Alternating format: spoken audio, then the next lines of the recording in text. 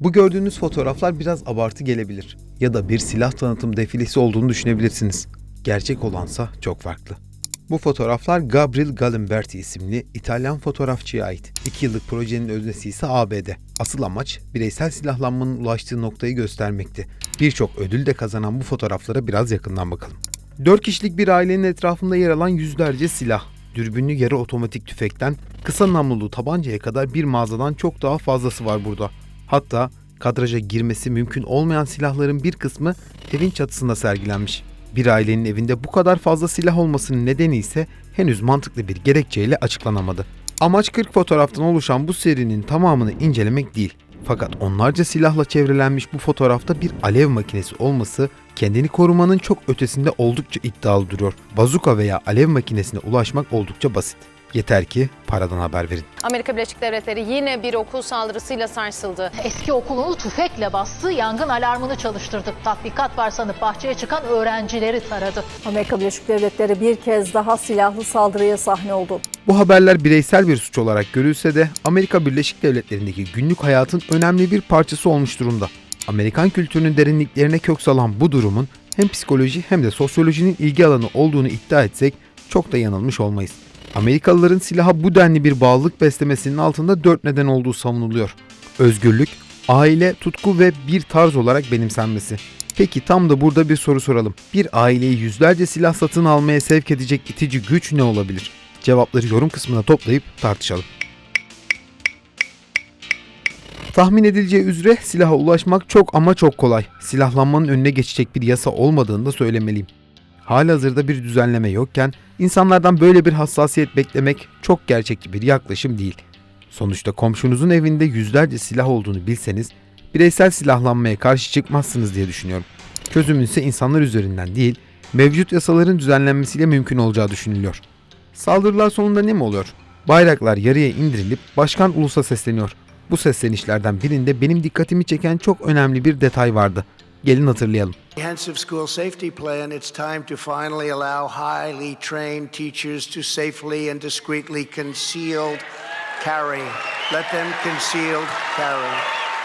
Eski ABD Başkanı Donald Trump'ın kitlesel silah saldırılarının önüne geçmek için açıkladığı bir dizi tedbirleri dinledik.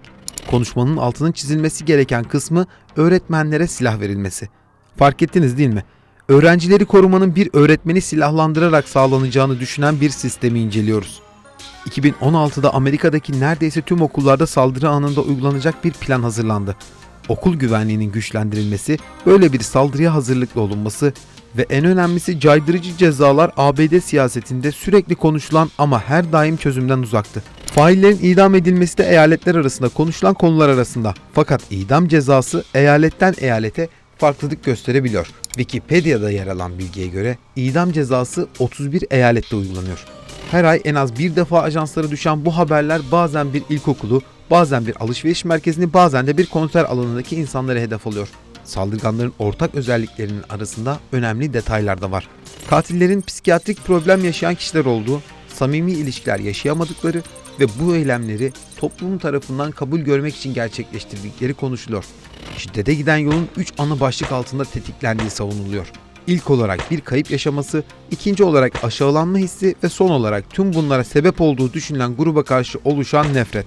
Saldırıyı gerçekleştirenlerin neredeyse tamamı çok sıkı sosyal medya kullanıyor. Geçtiğimiz 26 Mayıs'ta gerçekleşen saldırının failinin eylemden hemen önce sosyal medya hesabından bir takım uyarılarda bulunduğu ortaya çıkmıştı. Hatta saldırı sırasında canlı yayın yapanlar dahi gördük. Bu haberlerin yine Facebook ve Twitter gibi kanallar üzerinden bütün dünyaya yayılması tetikleyici bir unsur olarak görülüyor. Silaha erişimin kolay olmasının yanı sıra sosyal medya ile birlikte üne kavuşacağına inanan kişilerin bir başka kişiye örnek olabileceği de iddia ediliyor. FBI tarafından açıklanan bir rapora göre saldırganlar orta sınıf, yalnız yabancılaşmış, silahlara erişimi kolay olan beyaz erkekler olarak tanımlanıyor. Bu tanımın dışında saldırganların olduğunu, failler arasında kesin ve doğru bir profil çizmenin yanlış olduğunu savunanlar da var. Yani tek ve benzersiz bir profilden bahsetmemiz mümkün değil. 2002'de hazırlanan tehdit değerlendirme kılavuzuyla okul saldırganlarının belirlenmesine yardımcı olacak bir uygulamaya geçildi. Potansiyel katillerin profillerinin belirlenmesi amaçlandı.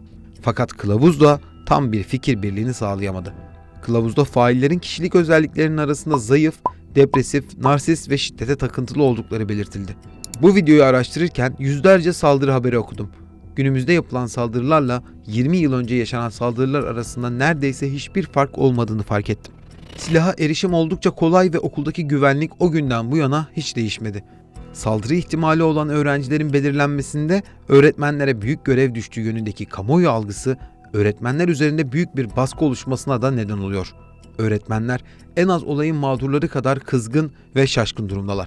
Şimdi elimize bir hesap makinesi alalım ve Amerika Birleşik Devletleri'ndeki bireysel silahlanmanın sonuçlarına bakalım. Ülkede 1968-2017 yılları arasında 1,5 milyon kişinin ölüm nedeni silahlı saldırı olarak kayıtlara geçti. 2020'de 45 binden fazla kişi ateşli silahlar nedeniyle hayatını kaybetti. Bu oran 2010'dan bu yana %43 arttı.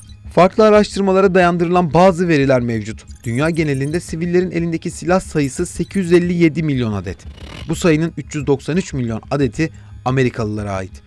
Bu her 100 kişiye 120.5 adet ateşli silah düştüğü anlamına geliyor. Bu oran Güney Kore ve Japonya gibi ülkelerde 0.2 ile ifade ediliyor. Amerika'da her 100 bin kişiden 4'ü silah şiddeti sonucu yaşamını yitiriyor.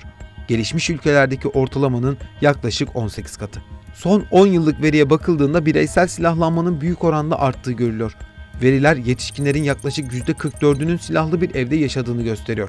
Küresel salgın Covid-19 nedeniyle bireysel silahlanmanın arttığı da konuşulan konular arasında yer alıyor. Dünyadaki sivil silah stoğunun %46'sı da yine bu ülkede. FBI'ye göre 2000-2020 yılları arasında toplam 345 aktif silahlı saldırı vakası yaşandı. Bu olaylarda toplam 1024 kişi hayatını kaybetti. Buna rağmen hala %35'lik bir kesimin mevcut silahlanma yasalarından memnun olduğu görülüyor. Hatta %11'lik kesim silah yasalarının daha fazla gevşetilmesi gerektiğini savunuyor. Yasaların bazı eyaletlere göre farklılaştığını da belirtmeliyim. Eğer bir yarı otomatik silah sahibi olmak istiyorsanız bu eyaletlerde istediğinizi yerine getirmeniz yasak. Oysa henüz Haziran 2021'de Teksas eyaletinde imzalanan bir yasayla lisanssız ve eğitimsiz silah taşımak mümkün hale geldi. Ateşli silah taşımak için herhangi bir izne gerek duymayan 25 eyalet olduğunu da söylemeliyim. Peki bir silaha ulaşmanın maliyeti ne kadar? Öncelikle ihtiyacınızı, istediğiniz silahı belirlemeniz lazım. Çünkü birçok model ve farklı özellikte silah mevcut.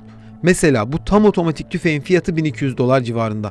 Fakat $850 da böyle bir silah satın alınabiliyor. Hatta $500 bir tüfeğe, $150 bir tabancaya kavuşmak mümkün. Geçtiğimiz Mayıs ayında meydana gelen 19'u çocuk 21 kişinin hayatını kaybettiği saldırının ardından Teksas'ta eleştirilerin hedefi haline gelen bir toplantı gerçekleşti. Binanın dışında protesto varken binanın içinde silahlanmaya destek verildi. Ulusal Silah Birliği'nin yıllık toplantısının iptal edilmemesi eleştirilerin en önemli nedeni olarak gösterildi. Saldırının hemen ardından düzenlenen toplantının bir de tanıdık misafiri vardı.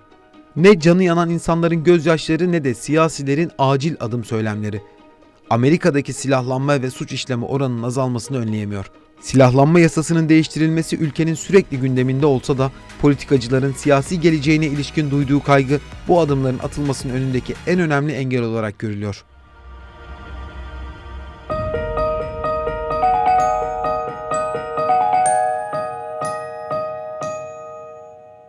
Bu gördüğünüz fotoğraflar biraz abartı gelebilir ya da bir silah tanıtım defilesi olduğunu düşünebilirsiniz.